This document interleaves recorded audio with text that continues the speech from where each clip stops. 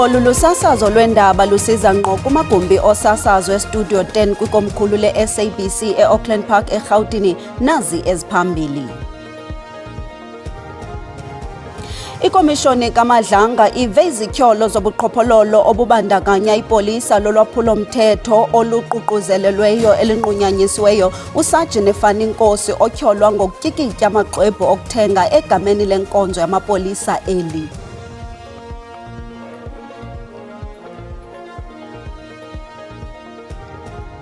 I-Ofisi yomkhuseli woluntu ifumanise i-NSFAS inetyala lorhwaphilizo.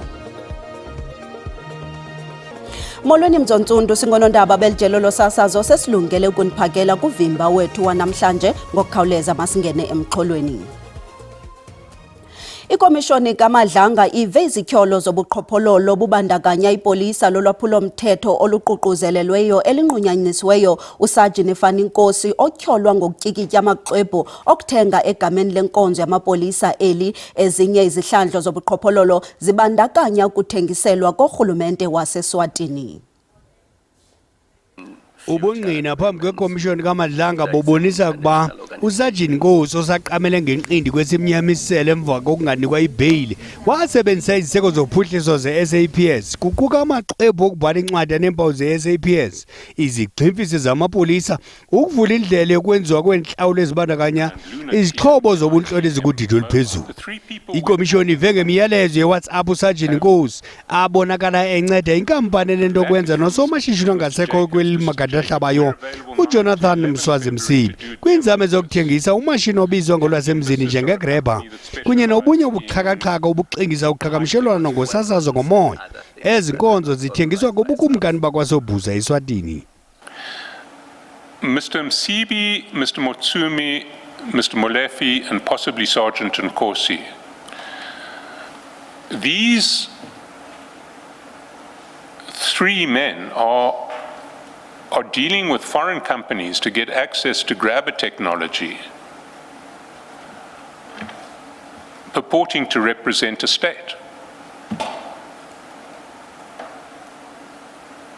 And then, at least in the case of Mr. Msibi, they seem to be looking to sell that technology to the Eswatini government. Okhokela ubungqina kwikomishoni Advocate Matthew Chatlason ubuze ukuba ingaba abanye ababandakanyekayo kolu lwabhice babe nolwazi lokuba nebatha kwesenzo sikaSajini Nkosi kusenina. That's an out-and-out fraud, but it's a fraud to which everyone involved in that project is party. When everyone involved in that project with knowledge of Sergeant Nkosi's letter was also involved, but the only people that we can identify in that regard are Mr. Msibi, who's no longer alive, and Shane or Sean. Isaqhuba ikomishoni kaMadlanga.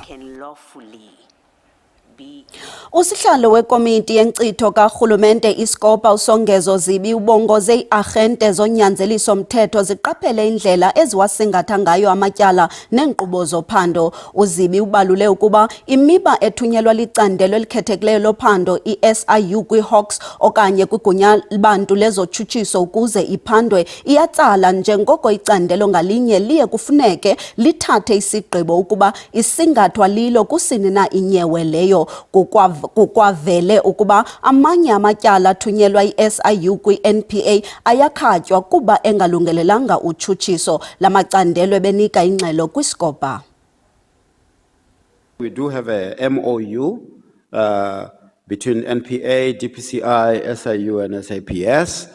We've been working hard among the three of us to ensure that that MOU really finds execution. Because as we speak, the law as it is at the moment, we have to make sure that we implement it as best as we can, so that the referrals that are made to NPA have to be progressed in a manner that serves the public interest. In terms of trying to improve the processes, in our referral letter, we have put in a paragraph where it says, after 90 days, please tell us what happened to this matter, so that we can able to track accountability as to what happened to some of those matters. And over and above, Chair, as we have indicated previously, there's a process underway at the presidency in order to make sure that they put system in place which will track over all these referrals. So we'll monitor that process to make sure that it's implemented, and it will really help a lot. I-Ofisi yomkhuseli woluntu ifumanise ukuba ingxowa-mali yenkxaso yabafundi NSFAS, isebe lemfundo ephakamileyo kunye neeyunivesithi zeli zinetyala lolawulo olugwenxa xa ebekhupha iziphumo zophando lwakhe ePitoli namhlanje. Umkhuseli woluntu Kholeka Gcaleka uthe ukusilela kula maziko kushiya amawaka abafundi abahlelelekileyo asele bedinga engenandawo zokuhlala de abanye abafundi bakhutshelwe ngaphandle kumaziko abo emfundo. I-Ofisi yomkhuseli woluntu ifumanise inkqubo enolawulo olutenxileyo kwingxowa-mali yokuxhasa abafundi kweli jikelele i-NSFAS, isebe lemfundo ephakamileyo needyunivesithi. Ngokweziphumo ezifunyaniswe liqumrhu elikhethekileyo lophando i-SIU, olulawulo lugwenxa lukhokelele ekunwenweni kokubhatalwa kweemali gwenxa, kambe ke abanye abafundi ababhalisileyo baxhamle inkxaso-mali logama imivuzo yamakhaya igqithile kumlinganiselo wokudinga loo nkxaso. U-Advocate Kholeka Gcaleka ungumkhuseli woluntu utandalazise ezi ziphumo ePitoli ngelibika amawaka-waka abafundi abatsala nzima abashiyeke bethe nkamalala bengazuzanga nkxaso-mali, bengenandawo zokuhlala, bambi abanye betyekeziwe inkqubo yokubhalisela ukufunda ekuqaleni konyaka. Ukuza kuthi ga ngoku sele kwenziwe amatiletile okubuyisa imali ehle ngomlenze engange-2 billion rand emva kweziphumo zequmrhu elikhethekileyo lophando elifumanise ukuba kumaziko emfundo ephakamileyo angama-76 jikelele abafundi abangaphaya bangama-40,000 bafumene inkxaso-mali ngokungafanelekanga. Kananjalo le ngxelo ibikela ubala umbhodamo oyintsindabadala kwiziko le-NSFAS ekusele kufunyaniswe unyawo lwemfene kwiingxelo zemali kunyaka ka-2024-2025 kumphicothi jikelele nebelisele phofu liphantsi kweliso lokhozi kulawulo amatyeli amathathu kwiminyaka 8 ngo-2018, ngo-2024 nango-2026. Umkhuseli woluntu kwafumanise izihlandlo ezithe gqolo kwinkxaso-mali ezikhokelele kwikatele leziko kumbhono mxesibe wabafundi bambi beshiyeka bedinga iindawo zokuhlala, futhi ke i-NSFAS ikwasilele mpela nasekuphenduleni abafundi abafika kumyinga wama-80% kumakhwiniba abo. Ukanti ke uKagcaleka unikeze umphathiswa wemfundo ephakamileyo iintsuku ezingama-30 ukuthabatha amanyathelo enguqu kule nyewe, kuquka neentshukumo zezicwangciso ezijonga inkqubela kwiinkqubo zamazwe angaphandle afana ne-Australia ne-New Zealand. Ndimlo Lilitha Ntsundwani kwiindaba ze-SABC. Kwalapha ezindabeni liqatsele izinga lentswela-ngqesho eMpuma Koloni kwaye oku kwenziwa bubuzaza kukuvalwa kwamashishini kwicandelo lemoto.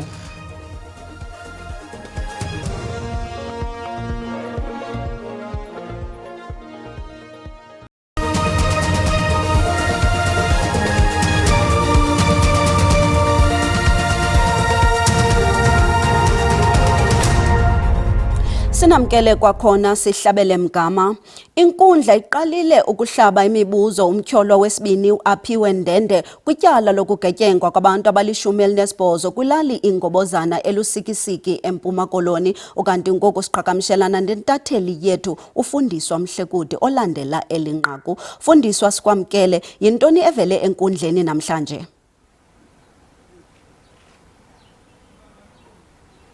Enkosi Lisakhanya, enkundleni namhlanje sibona ummangalelo wesibini uAphiwe Ndende ekhwele eqongeni ezithethelela ngelithi yena eyakhe indima awayidlalayo ekubulaweni kwababantu wayenza kuba enyanzeliswa ngummangalelwa wesihlanu onguSongezo Vuma, ethunywa ke yena ngummangalelwa wokuqala otyholwa ngokuba ngungqondongqondo kwelityala uMzukisi Ndamase.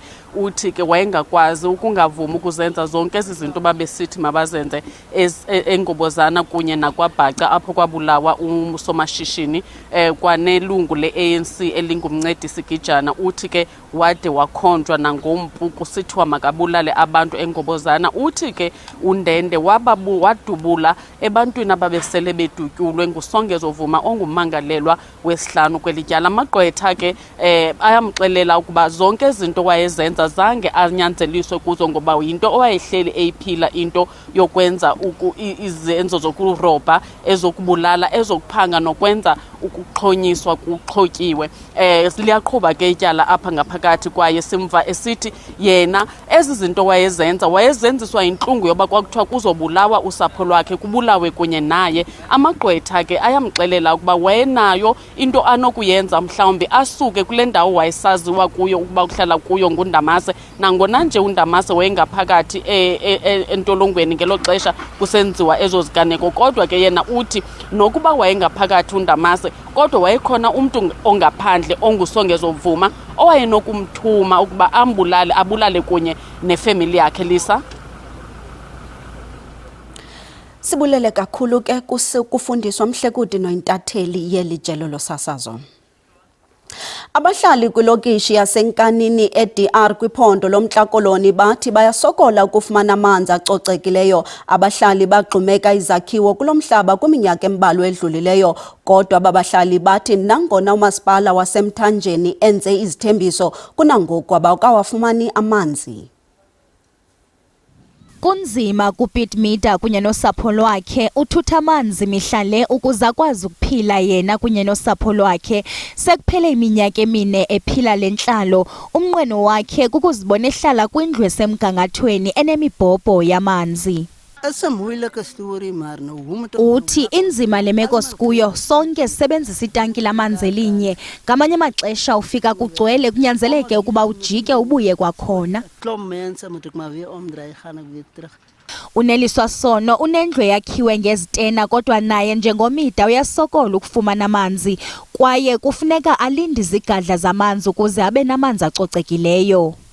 Sinengxaki yamanzi apha eDiara ngoJojo, and uJojo wethu bayasigalela amanzi bayasinika but abawuklini. Sometimes xa bazofaka amanzi uthi xa ukha amanzi ufike ezantsi anento ezimdaka ezibalekayo ezantsi ngoba uJojo abawusterilize, and nee-toilets zethu ziyabloka, and nje bazibloka nje funke every time simane sisikha amanzi. And amanzi avele ngelinye ixesha bazawugalela ngeweekend bayanqaba, ngecawe sisokola amanzi funeke sihlambe into zabantwana zesikolo, asinamanzi. Ukukhawulelana nale meko yokushokoxeka kwamanzi kufakelwe amatanki kuyo yonke le lokishi, kodwa abahlali bathi akwanelanga oku. Ukanti umasipala waseMthanjeni uchitha amawakawaka eerandi rhoqo ngenyanga kwiinkonzo zokunikezela kwamanzi, mali leyo angenayo. The water that comes from that side is 32 kilometers from outside town, coming to the town to provide water. The pressure is where the problem is, because we are having an aging infrastructure. The pipe that is exposed to wind and sun, it's having leaks towards taking the water to the area. Nanjengoko sekusondele unyulo lomasipala ngoNovemba, abahlali banethemba lokuba ibhunga lomasipala elitsha lizakwazi ukusombulula iingxaki zamanzi kule lokishi.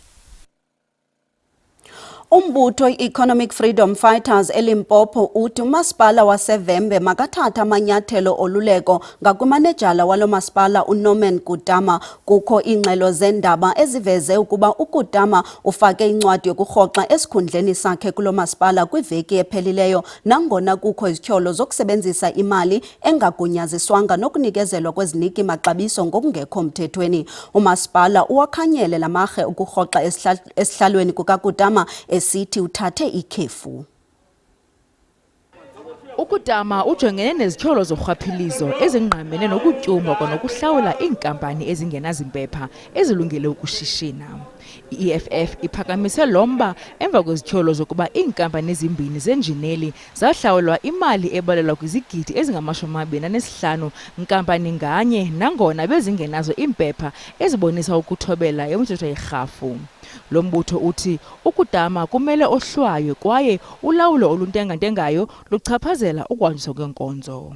As the EFF, we feel that the municipal manager and the mayor, they are playing with the community of Vhembe because there's no such thing of giving a person a leave of 3 months when there is a dark cloud on his head. So the mayor just wants to save his from the current council, because after 3 months the new council is going to come in, then the mayor will come in as a person who didn't take any accountability from the previous council. What we want to see happening is disciplinary measures or consequences management applying on the current for appointment of companies that resulted in irregular expenditure.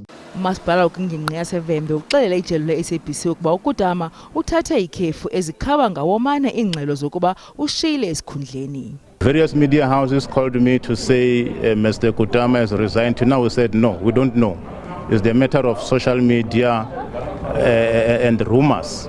That's all, and we don't have any other issue to confirm because till now we know Mr. Kutama is still working under Vhembe District Municipality.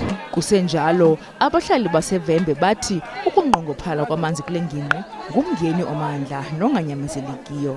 We are not happy as residents because most of the people are struggling to get water. We are suffering because we don't have any other way of getting water.